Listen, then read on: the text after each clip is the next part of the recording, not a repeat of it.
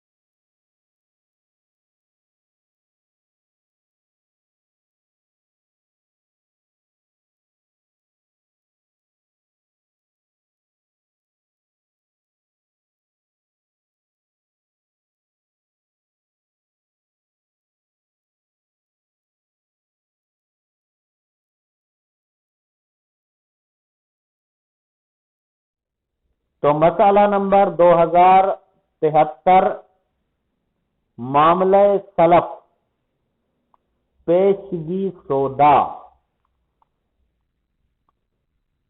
اس bracket میں جو لفظ دیا گیا ہے، اس لفظ سے واضح ہے کہ سلف کسے کہتے ہیں۔ پیشگی سودا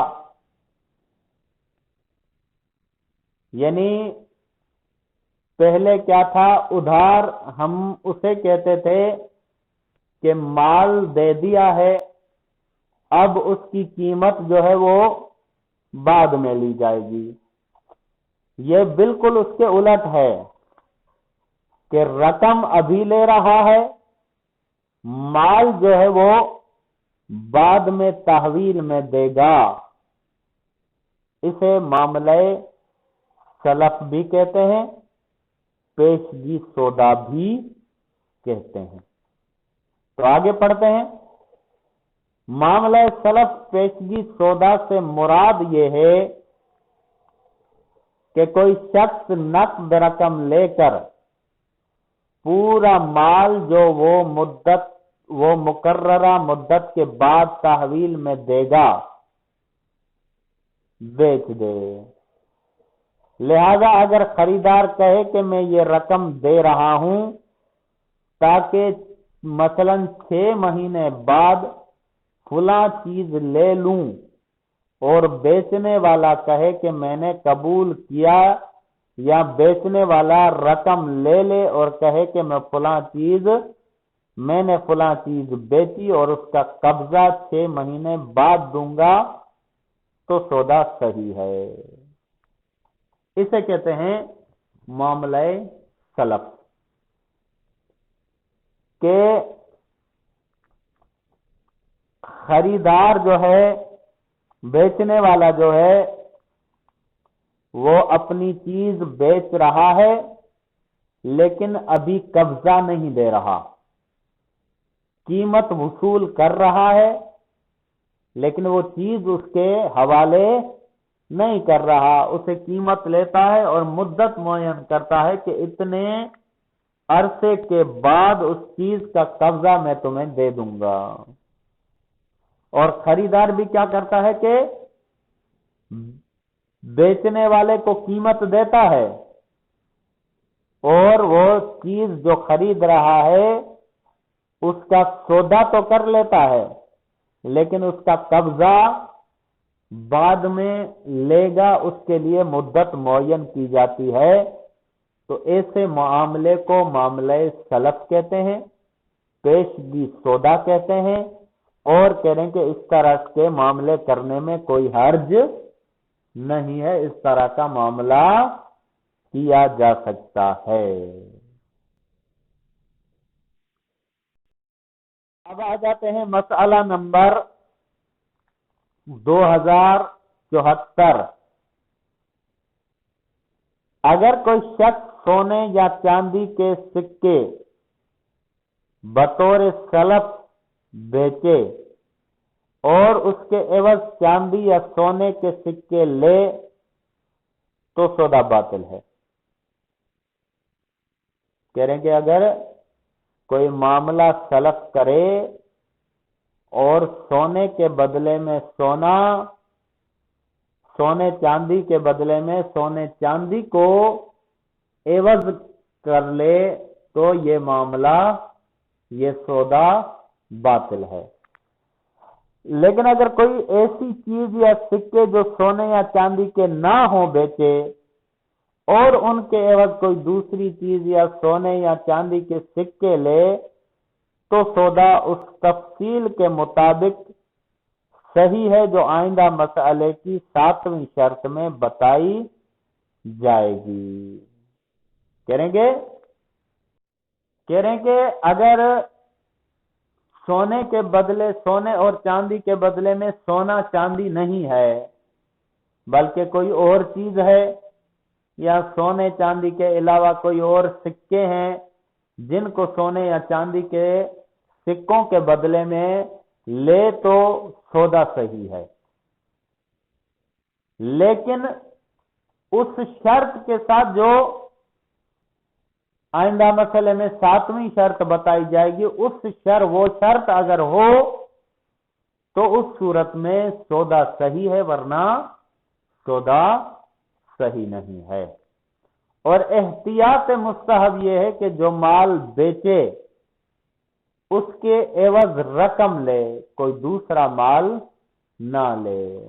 کہہ رہے کہ احتیاط مستحب یہ ہے کہ جو بھی کوئی مال بیچتا ہے تو اس کے عوض میں رقم لے، یہ احتیاط مستحب ہے، دوسرا کوئی مال یا دوسری کوئی جنس اس کا عوض نہ لے۔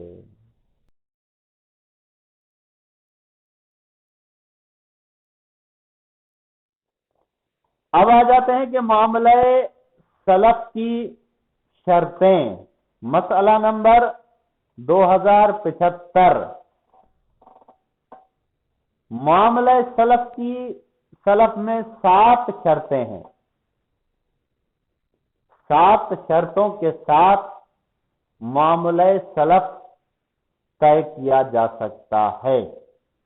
پہلا، ان خصوصیات کو جن کی وجہ سے کسی چیز کی قیمت میں فرق پڑتا ہو معین کر دیا جائے، لیکن زیادہ تفصیلات میں جانے کی ضرورت نہیں، بلکہ اسی قدر کافی ہے کہ لوگ کہیں کہ اس کی خصوصیات معلوم ہو گئی ہیں۔ کہیں گے جو چیز انسان بیچے یا خریدے اس میں جو جو خصوصیات ہیں ان کو واضح کر دینا چاہیے، معین کر دینا چاہیے کہ یہ میں جو چیز تمہیں بیچوں گا اس میں یہ خصوصیت ہوگی، یا آگے چل کے کیونکہ معاملہ سلف میں بعد میں مال دیا جاتا ہے تو وہ مال جو ہے وہ جو جب میں تمہیں دوں گا تو اس میں یہ چیزیں، یہ خصوصیتیں ہوں گی، اس طرح اس کو تعین اس کا کر لیا جائے۔ لیکن کہہ رہے کہ اتنی بھی تفصیل میں جانے کی ضرورت نہیں ہے، بس اتنا کافی ہے کہ عمومی طور پہ عرف عام میں یہ کہا جائے کہ اس کی خصوصیات معلوم ہو گئی ہیں، اتنا اگر ہو جائے تو کافی ہے۔ آ جاتے ہیں شرط نمبر 2۔ اس سے پہلے کہ خریدار اور بیچنے والا ایک دوسرے سے جدا ہو جائیں، خریدار پوری قیمت بیچنے والے کو دے، یا اگر بیچنے والا خریدار کا اتنی ہی رقم کا مقروض ہو اور خریدار کو اس سے جو کچھ لینا ہو اسے مال کی قیمت میں حساب کر لے، اور بیچنے والا اس بات کو قبول کرے اور اگر خریدار اس مال کی قیمت کی کچھ مقدار بیچنے والے کو دے تو اگرچہ اس کی مقدار نسبت سے سودا صحیح ہے لیکن بیچنے والا سودا فسخ کر سکتا ہے۔ اب اس شرط میں کچھ صورتیں انہوں نے بتائی ہے، کہنے کہ جب خریدار اور بیچنے والا ایک دوسرے سے جدا ہوں تو ظاہر ہے مال کے لیے تو مدت معین ہوگی کہ اتنے عرصے کے بعد تمہیں ملے گا، لیکن جو قیمت ہے وہ پوری کی پوری جو ہے وہ بیچنے والے کو ادا کر دینی چاہیے، بیچنے والا قیمت جو ہے اپنی وصول کر لے۔ ایک صورت یہ، یا اگر وہ قیمت وصول اسی وقت نہیں کرتا بلکہ بیچنے والا جو ہے وہ خریدار کا مقروض ہے، اس قرضے کو اس کی قیمت کے اعتبار سے حساب کر لیتا ہے تو بھی صحیح ہے، کوئی حرج نہیں ہے، اس طرح بھی کر سکتا ہے۔ کیوں؟ اس وجہ سے کہ یا تو قیمت دے رہا ہے یا قیمت اس کا قرضہ ہے، اس پر اس قرض کو اس کی قیمت شمار کر رہا ہے تو گویا کہ اس نے وصول کر لیا۔ دوسری صورت، اور بیچنے والا اسے قبول کرے، بیچنے والا بھی یہ قبول کرے کہ ٹھیک ہے اس میں حساب کر لو، کوئی مسئلہ نہیں ہے۔ اور اگر خریدار اس مال کی قیمت کی کچھ مقدار بیچنے والے کو دے تو اگرچہ اس مقدار کی نسبت سے سودا صحیح ہے۔ اب کریں گے مثلا سودا ٹوٹل ہوتا ہے 10 لاکھ روپے کا، مثلا اس نے کیا کیا کہ 5 لاکھ ابھی ادا کر دیے، 5 لاکھ ابھی ادا نہیں کیے، تو کہہ رہے ہیں کہ 5 یعنی آدھا سودا، آدھے کی نسبت اس کا سودا صحیح ہے، آدھے کے نسبت اس کا سودا صحیح ابھی تک نہیں ہے، صحیح تب ہوگا جب وہ پوری قیمت ادا کرے گا۔ لیکن ایسے سودے میں جس میں پوری قیمت ادا نہ کی گئی ہو، کہہ رہے کہ ایسے سودے میں بیچنے والا سودا فسخ کرنے کا کر سکتا ہے، فسخ کرنے کا حق رکھتا ہے۔